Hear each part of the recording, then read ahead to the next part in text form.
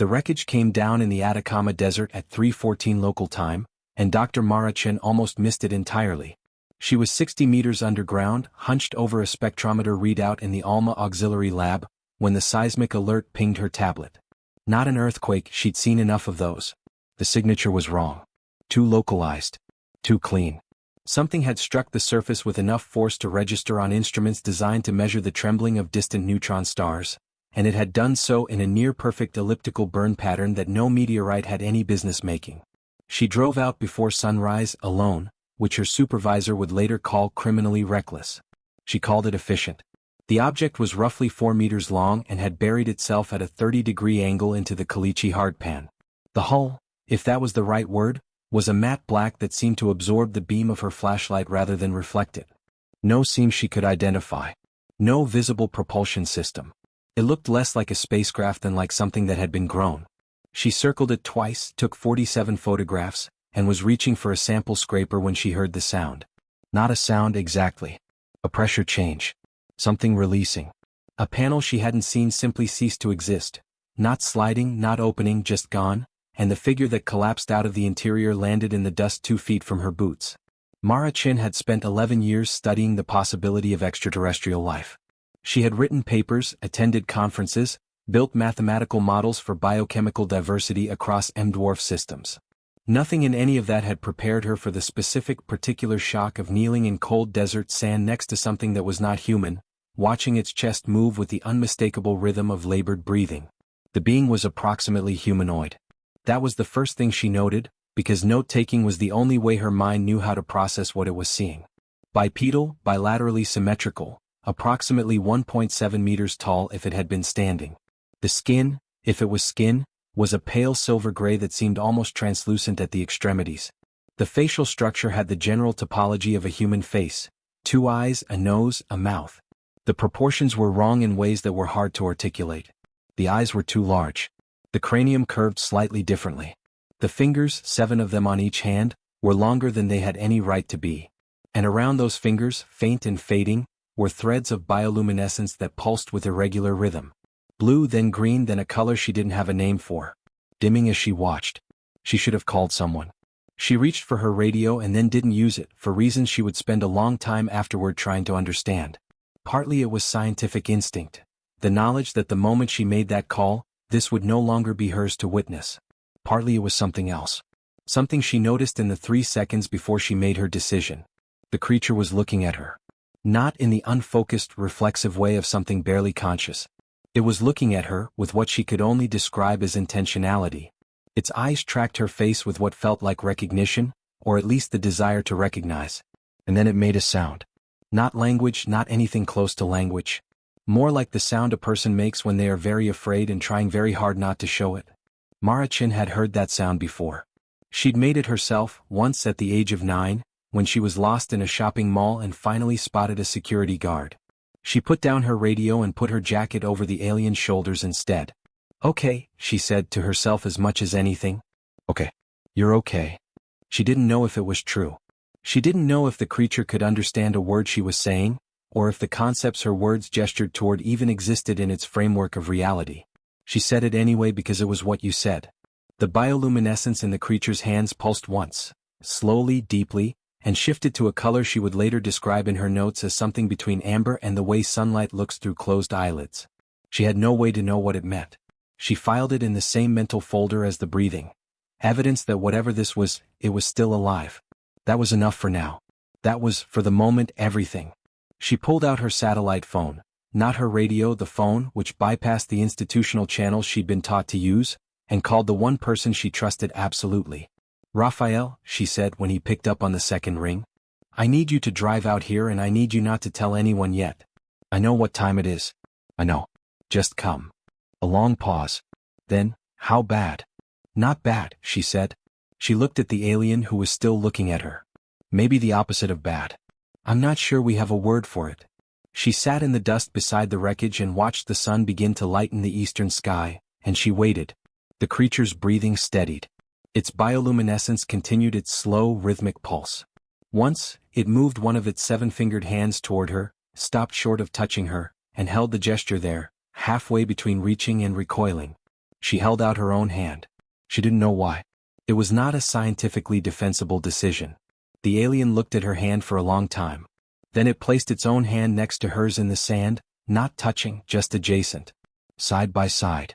Two very different anatomies, both of them trembling slightly in the cold desert morning. Mara filed that too in a new folder she would label later. First contact, she wrote in her field notes, in the careful, precise handwriting she developed over a decade of fieldwork. Subject is alive. Subject is afraid. Subject chose proximity over distance when given the option. She paused. Added one more line. Subject makes me feel like I'm the one being studied. The secure facility outside San Pedro de Atacama was not, officially, anything. No sign on the gate. No designation in any public record. It had been built in 2019 as a contingency installation under a treaty framework that most of the signatory governments had stopped thinking about within 6 months of signing it. The kind of thing that exists because someone, somewhere, had thought, what if? Rafael Moreno had driven out in 40 minutes and spent the next 3 hours on the phone while Mara sat with their guest. She'd started thinking of her that way as a guest, though she couldn't have said exactly when, in the shade of the wreckage. By midday there were 12 people on site. By the following morning there were 47. By the end of the week, the facility was operational and the alien had a room with controlled temperature, filtered air, and a bank of cameras that ran around the clock. She had also, by that point, a name. Not her real name. No one could yet pronounce whatever her real name was, though the linguists were working on it with an intensity that bordered on the evangelical. The name she'd been given was Sarah. Short for seraphic, which was what one of the junior xenobiologists had written in his first report before being told to use more neutral terminology. The name stuck anyway. These things do. Sarah was, as near as the medical team could determine, healthy. Her biology was startling in its specificity. She had analogs to most major organ systems, operated on a chemistry that was carbon-based but with some sulfur compound variations that the biochemists found extraordinary, and maintained a body temperature approximately 4 degrees warmer than the human average. She ate, cautiously, after considerable hesitation, when offered foods that the spectrometry suggested her gut chemistry could tolerate. She slept in cycles that didn't map to circadian rhythm in any Earth-standard way. And she communicated. Not in language. Not yet. But in something. The bioluminescent displays that ran across her hands, up her forearms, and in faint traceries across her collarbone were not random. Dr. Yuki Tanaka, the team's lead linguist, established this in the second week. The patterns had structure.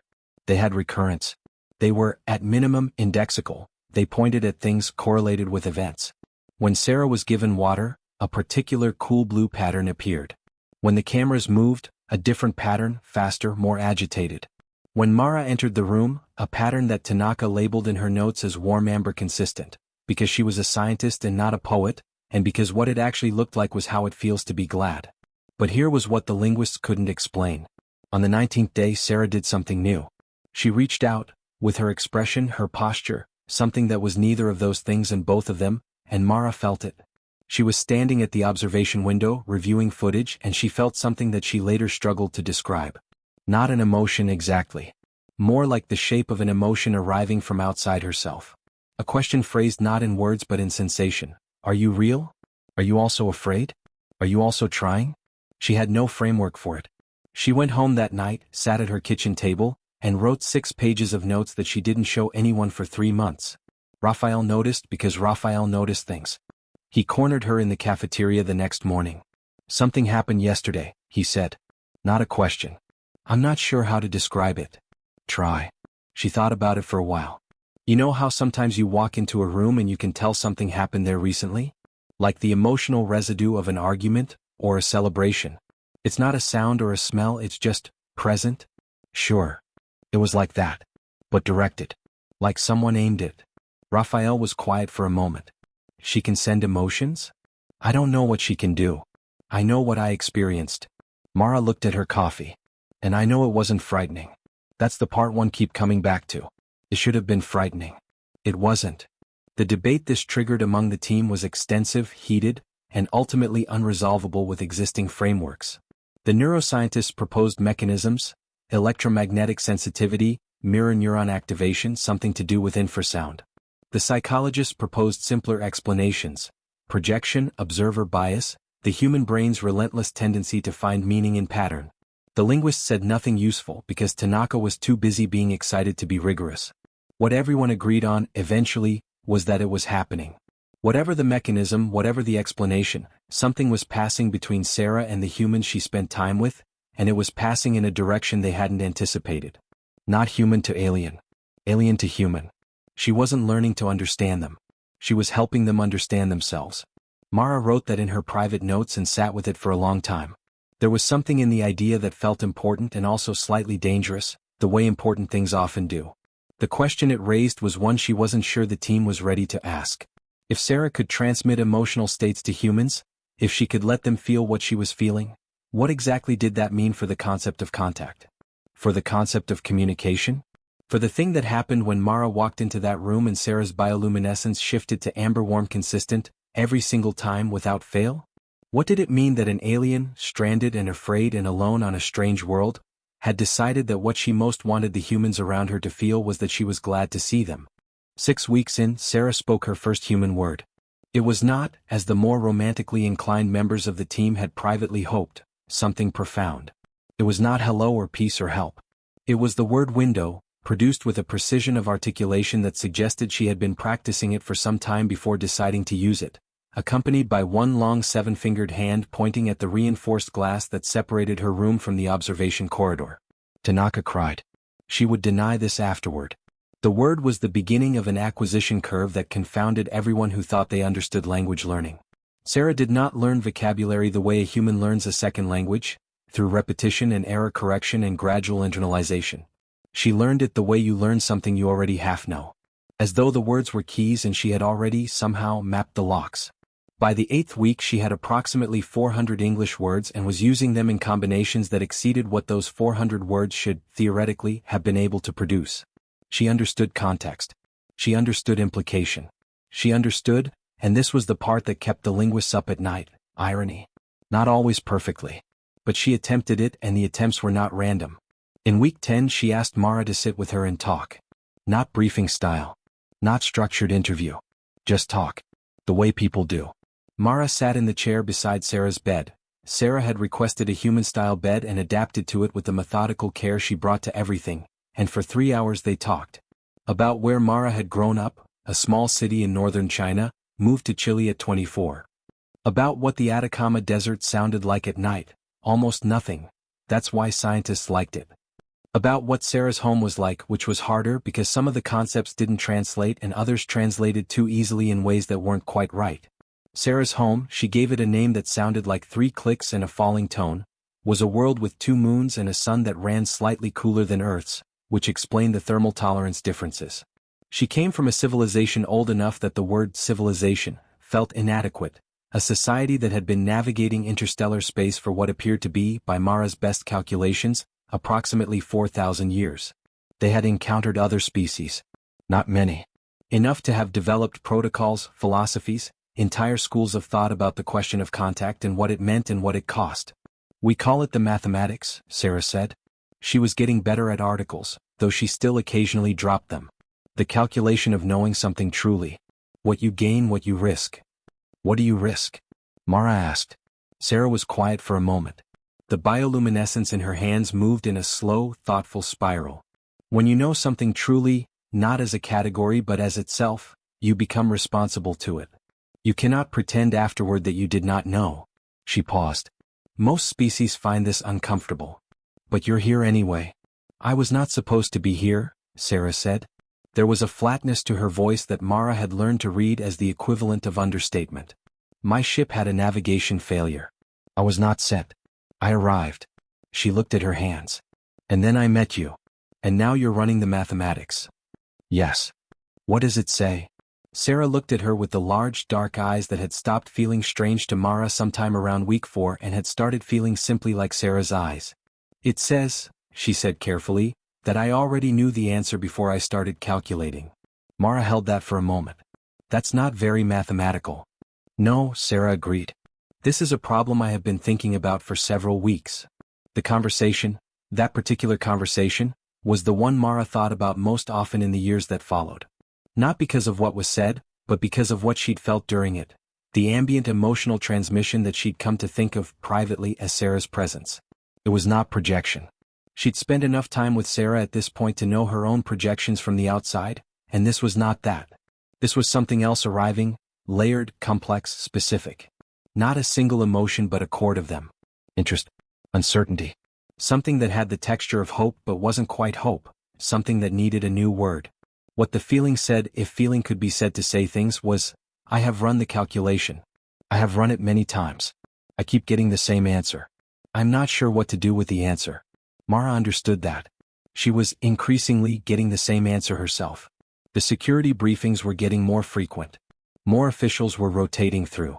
There were conversations happening above her pay grade about disclosure, about diplomatic frameworks, about what Sarah's presence meant geopolitically and whether the word geopolitically even still applied. The civilizational stakes were enormous.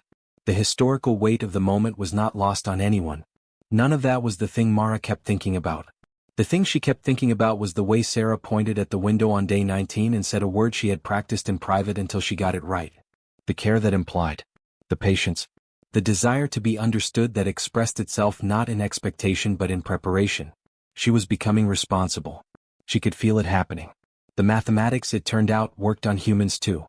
The headline, when it eventually leaked, was exactly as reductive as Mara had feared. Alien can steal human emotions. 14 words, every one of them wrong in some specific, important way. She didn't see the headline until after the press conference, which had been chaotic in the manner of things organized by committee and disclosed under duress. 3 governments had issued simultaneous statements. 7 others had demanded to be included in the statement. The United Nations had convened an emergency session that accomplished nothing in the immediate term but would, eventually, lay the groundwork for the frameworks that mattered. Sarah had watched footage of the press conference on a tablet and said, with the particular precision she brought to human idiom, "This is the part where it gets complicated." Mara had laughed. It had felt necessary. The stealing emotions framing was not, to be fair, entirely invented. Something was happening. The medical data was real. Volunteers who spent extended time with Sarah, with her consent, a point Tanaka was meticulous about establishing and documenting, reported measurable changes in certain biomarkers associated with emotional processing. Not permanent changes. Not harmful ones as far as anyone could determine. But changes. The effect was most pronounced with grief. This was the thing that was hard to explain in a press conference or a headline. Sarah could perceive grief with a specificity that seemed to exceed anything the humans around her understood about their own emotional states. She perceived it not as a general category but as a texture, its particular history, its specific weight, the precise way it was shaped by the person carrying it. And she could not take it, that was wrong, she could witness it so completely that the person being witnessed often found it diminished. Not gone. Not cured. Just smaller. The way a weight feels lighter when someone else knows how heavy it is. One of the facility's security officers, a man named Torres who had volunteered for the contact program with an air of professional skepticism that had eroded over 6 weeks into something more complicated, had a daughter who had died 3 years earlier. He had never told anyone at the facility. He told Sarah, in week 14, in a conversation that Mara was not part of but that Torres described to her afterward in a flat, careful voice. She didn't say anything, he said. Not for a long time. And then she said she was sorry. Not like people say it. Like she meant it as information. Like she was telling me she had calculated the distance of the loss and it was exactly as far as I thought it was. And? Torres looked at his hands. And it was the first time in 3 years it didn't feel like something I was carrying alone. This was the thing the headline couldn't hold. Not theft. Not extraction. Something closer to its opposite. A being who perceived what was inside you with such completeness that you felt known, and being known, however briefly, changed the shape of what you were carrying. The question of mechanism occupied 3 different research groups simultaneously. The current leading hypothesis involved a form of bioelectric sensitivity that operated through proximity and through something that the physicists were reluctant to put in writing because it strained several theoretical frameworks. Sarah was, when asked, unhelpful on the specifics, not evasively but genuinely. The way you can't explain how you recognize a face. It is like your sense of smell, she said once. You do not explain how you detect the chemical. You detect it. But we can map the chemistry, Tanaka pressed. Perhaps someday you can map this too. Sarah considered. My people have not managed it. We have had several thousand years to try. What they had established instead of a mechanism was a protocol. Consent was not merely a procedural requirement. It was, Sarah explained, intrinsic to the process. She could not perceive someone who was not, in some sense, open to being perceived. The perception required something reciprocal. A willingness to be known. Mara thought about that for a long time. She thought about what it meant for a species to have evolved, or developed, or cultivated, a form of empathy that was not metaphorical. That was literal. That crossed the boundary between self and other not by imagination but by something closer to sense perception. What selection pressures produced that? What kind of civilization it built? She thought about Sarah, alone in her controlled temperature room running the mathematics. She asked her one evening what it felt like from her side. To perceive. Sarah was quiet for a moment. Her bioluminescence moved in the slow, contemplative pattern that Mara associated with careful thought. It is like hearing music, she said finally. You do not consume the music. You receive it. It does not become less by being heard. She paused. Your grief is still yours. I only stand beside it for a moment. That doesn't sound like stealing. No, Sarah said. I have been frustrated by that word. Me too. They sat with that for a while. Outside, the Atacama was dark and cold and enormous. Inside, the bioluminescence in Sarah's hands shifted slowly through colors that Mara could now read with something approaching fluency. Thoughtful. Present. The one that wasn't quite hope but needed its own word. What do you give? Mara asked. When you perceive. You said it's reciprocal. Sarah looked at her with those two large dark eyes. I think, she said slowly, that you already know. Mara thought about Torres. About Tanaka crying at the word window. About herself, kneeling in desert sand at 4 a.m, feeling not fear but something she hadn't had language for. Being truly seen by something that had no reason to judge you. That was what she gave. In month 4, Sarah asked to go outside. This was not, in retrospect, a surprising request. What was surprising was how long it had taken her to ask, and what the asking revealed about how carefully she had been managing herself, her wants, her expressions of those wants, in service of making her hosts comfortable. When Mara understood this, she felt something that took her a few minutes to identify because it was not a feeling she associated with interspecies contact negotiations. It was guilt. You've been waiting, Mara said. I did not want to make a complicated situation more complicated. Sarah. You've been inside for 4 months. I have had the window, Sarah said. And then, quietly, because she understood human tone by now and deployed it carefully, I am not criticizing. They arranged it.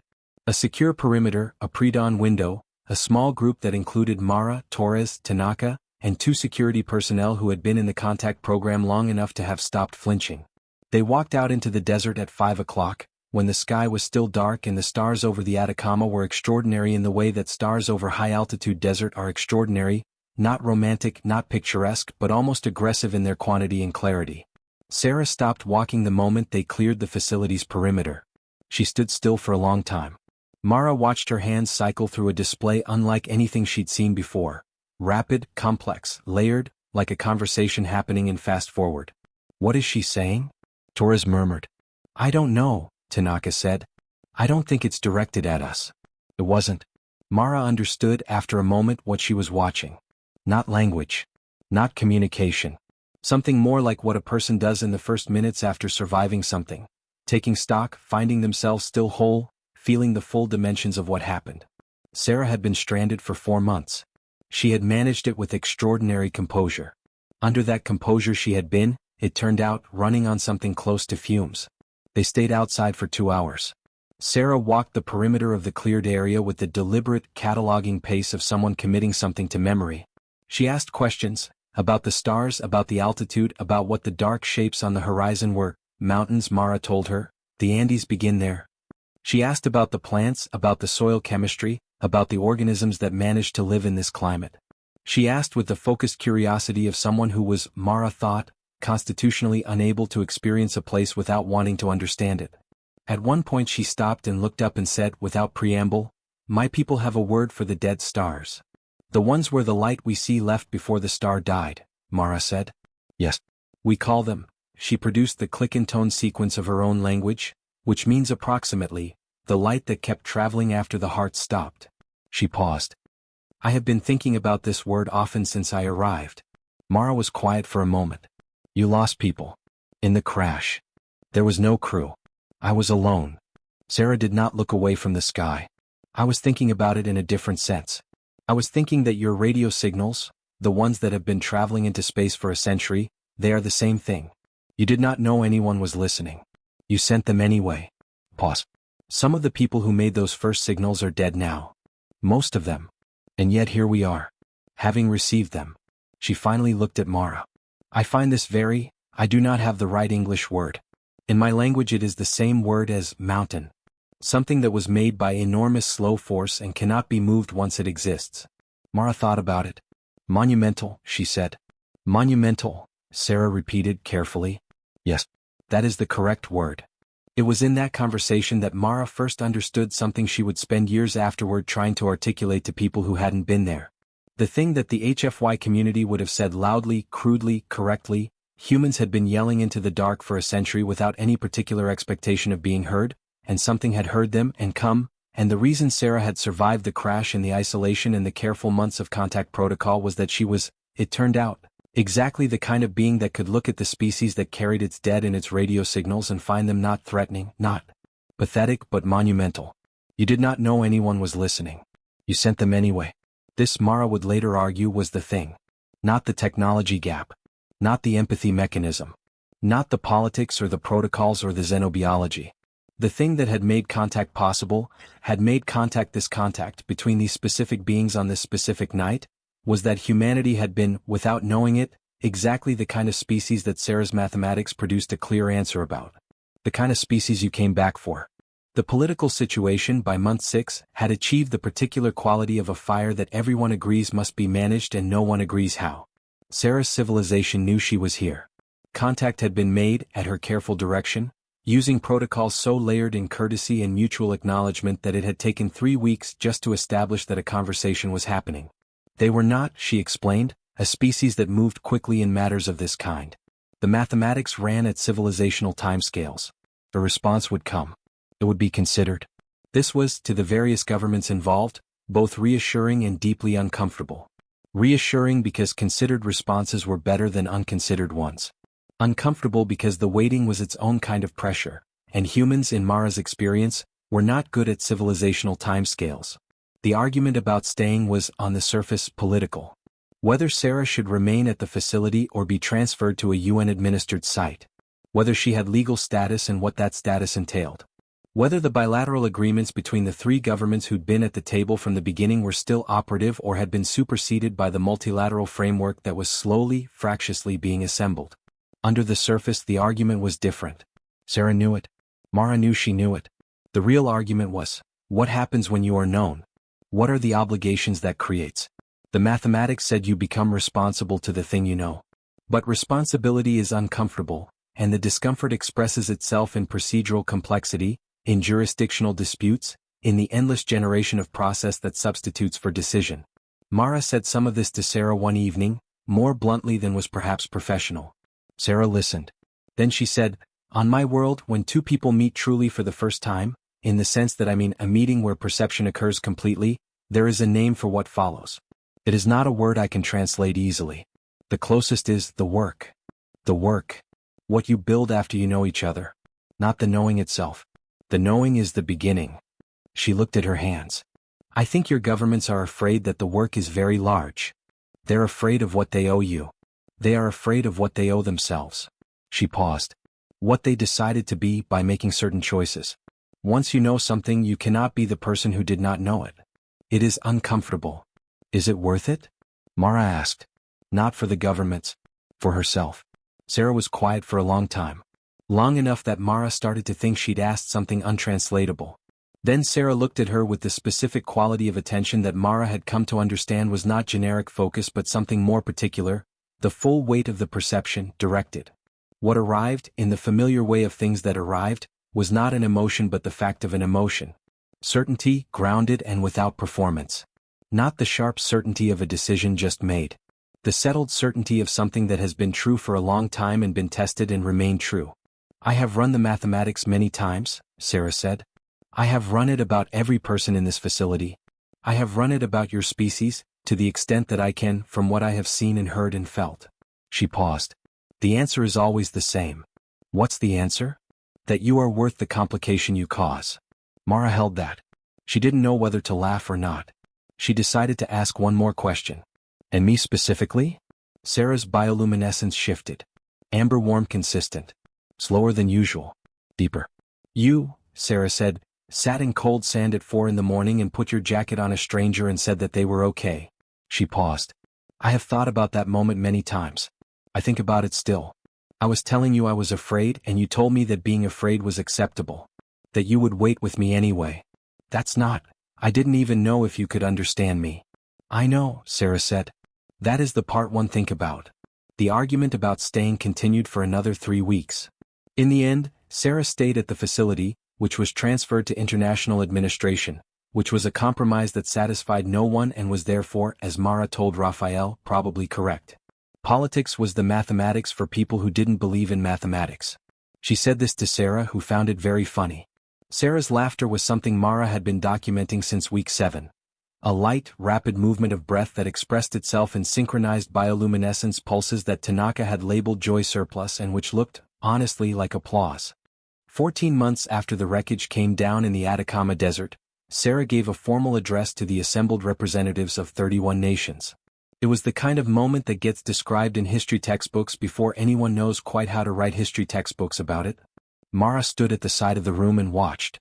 Sarah was calm. She had asked to stand rather than sit, and she stood with the particular quality of stillness she had that was not the stillness of tension but of a person who was precisely where they intended to be. She had learned, over 14 months, approximately 4,000 English words and a grammatical fluency that exceeded many native speakers. She had also learned, Mara thought, when to use that fluency and when to lean back into the gaps. She opened by acknowledging the gap.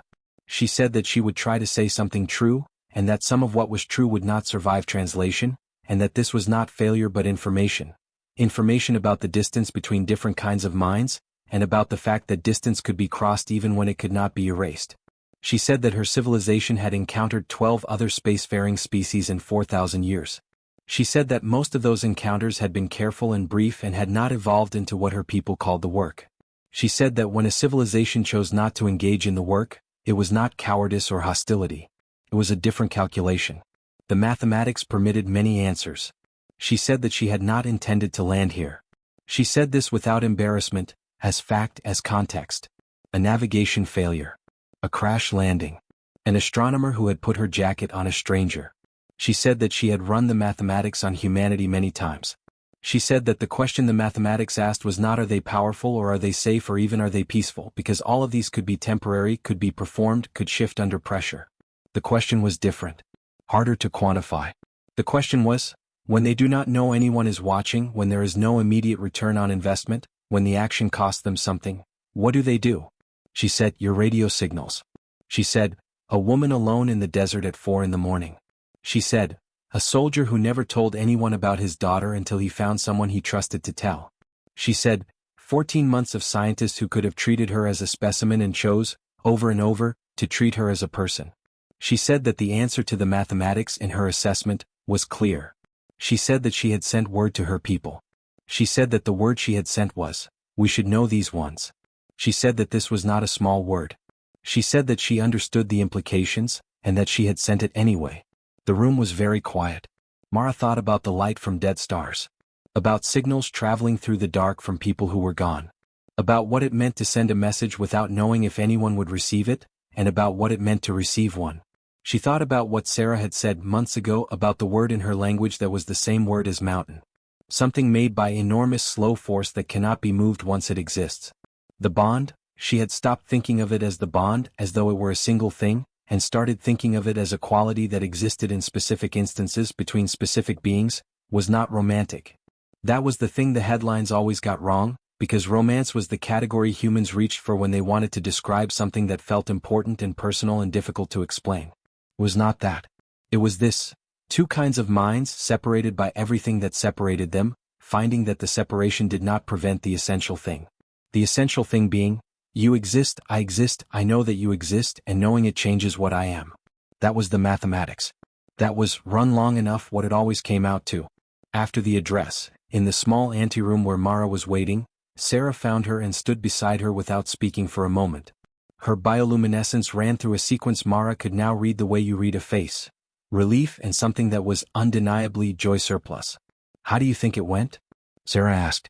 I think you scared them and moved them at the same time, and that's probably the correct combination. Good. That was what I was trying for. Pause. Are you all right? Mara thought about it. I keep thinking about something you said. About the dead stars. About the light that kept traveling after the heart stopped. Yes. I keep thinking they didn't know. The people who made the first signals. They didn't know anyone would hear it. And you came anyway. She paused. I find that very, what's the word? Monumental, Sarah said softly. Yeah. Mara looked at her. How do you say it in your language? The word that's also mountain? Sarah made the click-and-tone sequence. 3 sounds descending. Will you teach me to say it? Sarah's hands lit up, amber warm consistent, joy surplus, and the thing that wasn't quite hope and needed its own word all at once. Yes, she said. I have been waiting for you to ask. They stood in the small room while the world outside negotiated its complicated future, and Mara practiced the sounds until she got them right. It took a long time. Sarah was patient. These things do not come quickly, they come the way mountains come, by enormous slow force. But they come.